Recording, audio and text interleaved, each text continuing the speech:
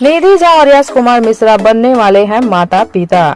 निधि झा अपने social account से ये कुछ तस्वीरें शेयर की हैं और ये तस्वीरें काफी तेजी से वायरल हो रही है और यश कुमार और निधि झा के फैंस काफी खुश हैं इस खबर को सुनने के बाद। उनके फैंस पहले से ही अंदाजा लगा रहे थे कि निधि झा मां बनने वाली हैं, क्योंकि निधि झा का वजन इस बीच काफी तेजी से बढ़ रहा था। लेकिन इस पर कोई भी अभी खुल के कुछ कह नहीं पा रहा था, क्योंकि निधि झा या फिर यश कुमार मिश्रा दोनों में से किसी ने कहीं भी इस बारे में कोई जिक्र ही नहीं किया था।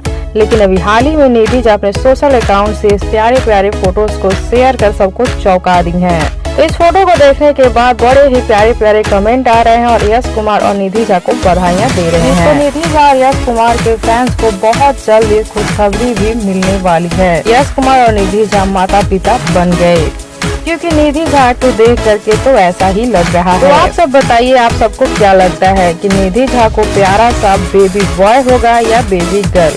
अपनी राय कमेंट बॉक्स में दे। साथ ही वीडियो को लाइक कर ले, चैनल को सब्सक्राइब कर ले और इस वीडियो को ज्यादा से ज्यादा शेयर करें ताकि और भी लोग अपनी कीमती राय दें।